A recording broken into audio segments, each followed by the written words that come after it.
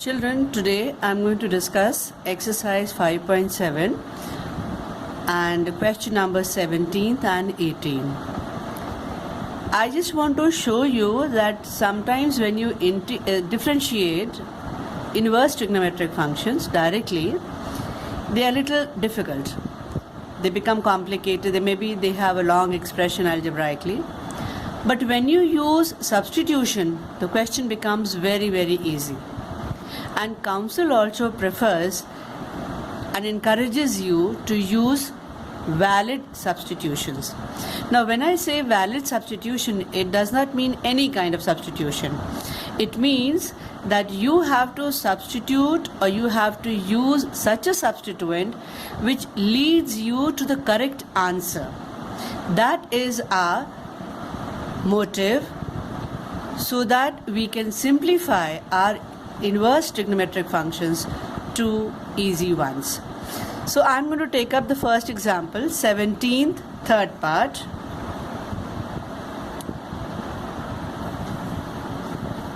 Which says sine inverse of x plus under root of 1 minus x square whole upon root 2. Now, like I always say, give it a name. So I write y is equal to sine inverse of x plus under root of 1 minus x square whole upon under root 2. Now I said just now that valid substitution. So I'm going to take x as sine t. Okay? Now let's see what happens. I'm going to take x as sine t and I'm going to substitute in this sine inverse of sine t plus under root of 1 minus sine square t upon under root of 2. Now when I simplify further, sine inverse sine t plus, now you know 1 minus sine square t is equal to cos square t, and under root of cos square t would give me just cos t whole upon under root 2. I'm going to now split this up. Sine inverse of 1 by root 2 sine t plus 1 by root 2 cos t. Now I can write over here for 1 by root 2 as a standard value, because I know that sine pi by 4 is equal to cos pi by 4 equals to 1 by root 2. So therefore now sine inverse of, I'm going to write cos pi by 4 sine t plus sine pi by 4 cos t. Now I have changed it to the form of sine A cos B plus cos A sine B, which I know now is sine inverse of sine of pi by 4 plus t. Now you can write sine pi by 4 cos t plus cos pi by 4 sine t comes out to be the same thing. So therefore now sine inverse of sine pi by 4 plus t gives me what? Pi by 4 plus t. And when I substitute further, pi by 4 plus in place of t as, because from here I can get this, sine inverse x is equal to t. This is sine inverse x now.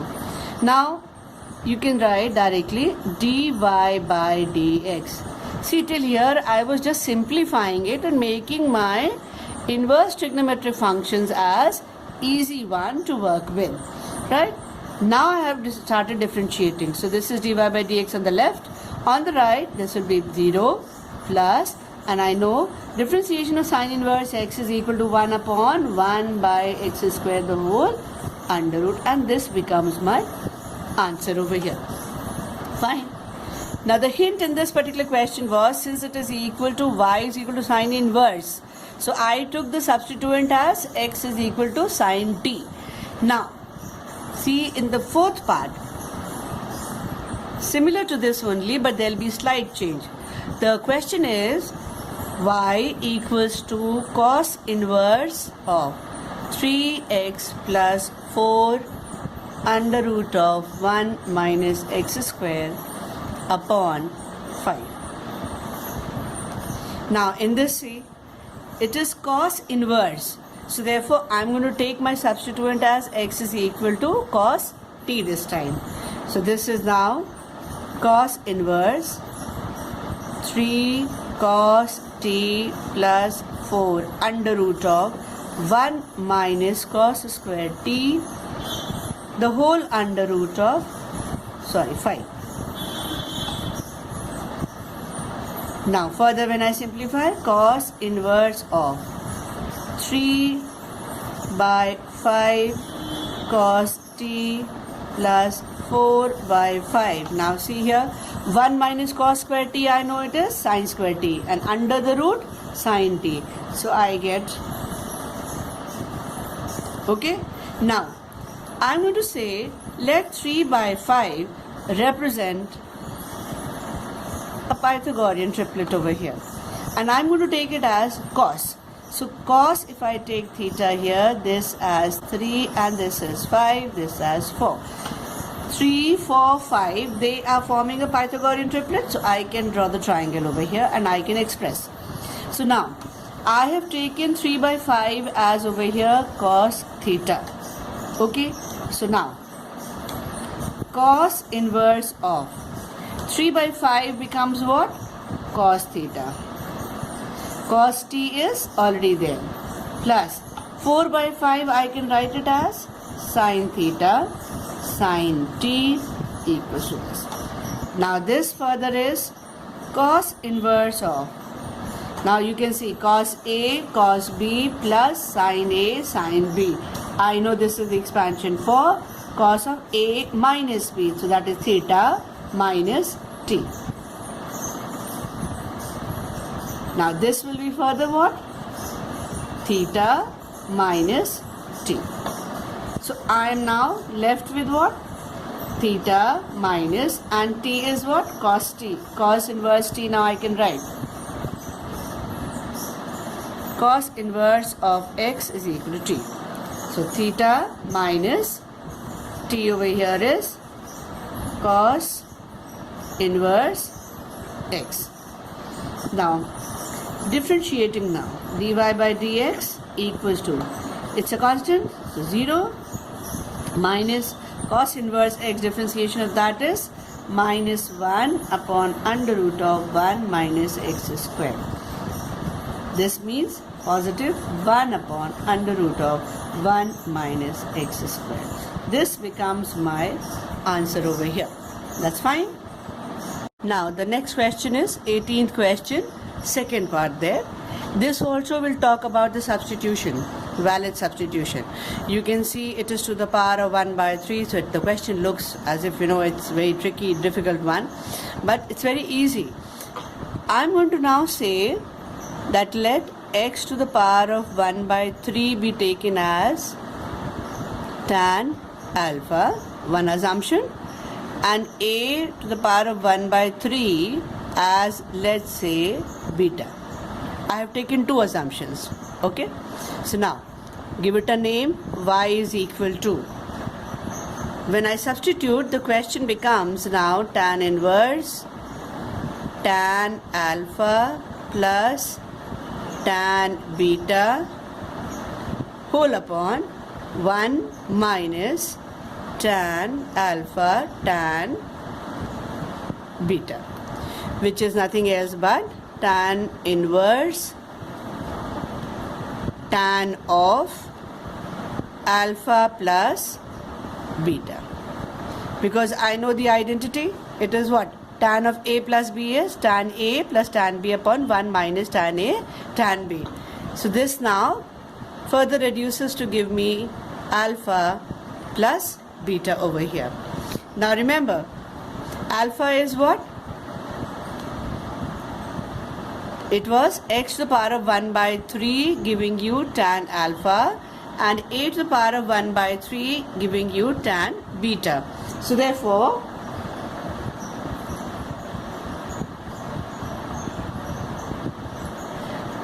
I can write this one as alpha equals to tan inverse of x to the power of 1 by 3. Okay, this will remain as a constant because this was also a constant. So therefore, I will have tan inverse of x to the power of 1 by 3 plus beta.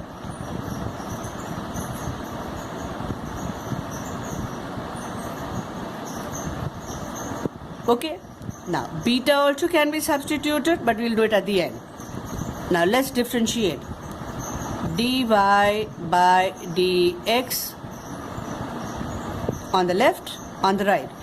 Differentiation of tan inverse is what? 1 upon 1 plus x square. So 1 upon 1 plus x square. In place of x, I have x to the power of 1 by 3 square. Now it's a composite function, so I'll have to use the chain rule. So tan inverse is done. Now getting inside, this will be further into 1 by 3 x to the power of 1 by 3 minus 1. I'm using what? Chain rule over here for this term. Tan inverse first has been differentiated. Then I'm coming on to x. It is to be read as x to the power of n. So n x to the power of n minus 1 plus beta I'm substituting now as tan inverse of a to the power of 1 by 3. Okay. So now 1 upon 1 plus x to the power of 2 by 3 into 1 by 3, and this comes down. So x to the power of 2 by 3, 1 by 3 minus 1 is this, and for this it will be, sorry, this was 0 plus 0. So you have the final answer as 1 by 3 x to the power of 2 by 3 times 1 plus x to the power of 2 by 3. This is my answer.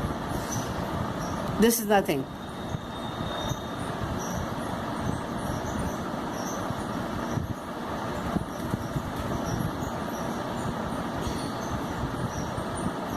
Okay.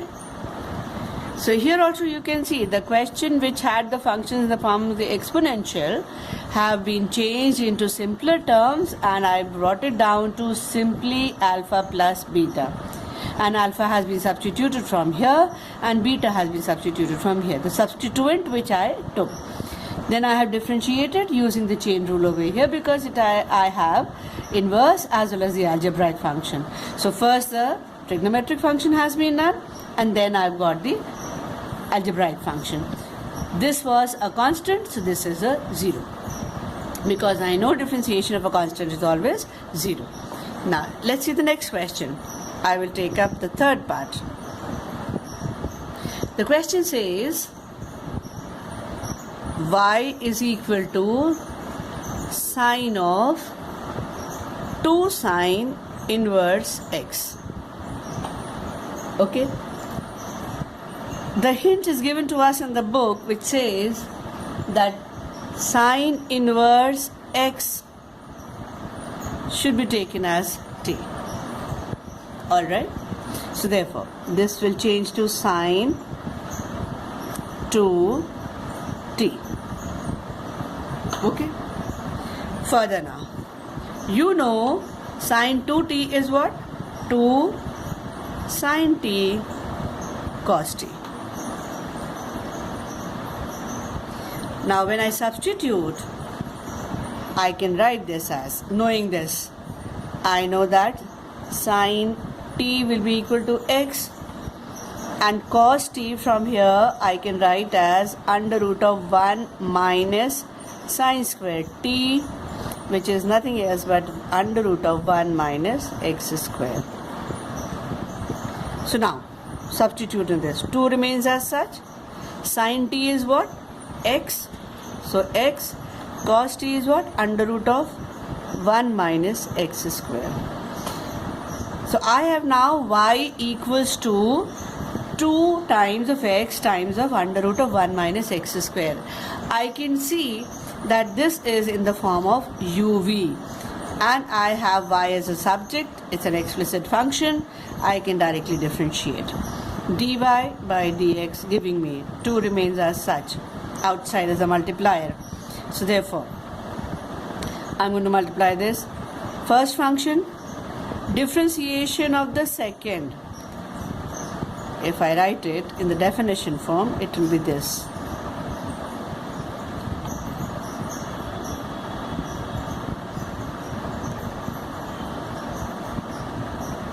First function, differentiation of the second, plus second function times the differentiation of the first.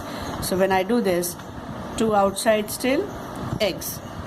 Differentiation of this will be 1 by 2, 1 by this x square under root, and this will be again chain rule, so minus 2x inside, plus second function 1 minus x square times 1. This 2 and this 2 goes off.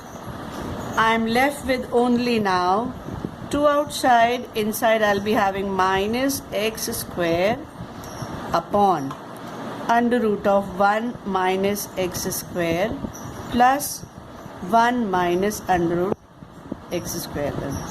Let's simplify it. I'll get 2 minus x square multiply plus 1 minus x square under root of 1 minus x square. I get 2 times of 1 minus 2x square upon under root of 1 minus x square. This is my answer. Right? Now you can again see, I have taken sine inverse x given to me as t, so I have written sin t equals to x, and cos t, knowing the identity, it's equal to 1 minus sine square t under the root, so I get 1 under the root 1 minus x square, and I have substituted this over here, so I get x, and for cos t I get this. It is very easy to observe that this is written as a product, so I have applied the product rule.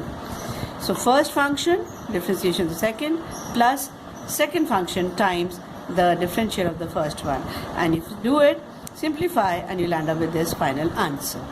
Okay?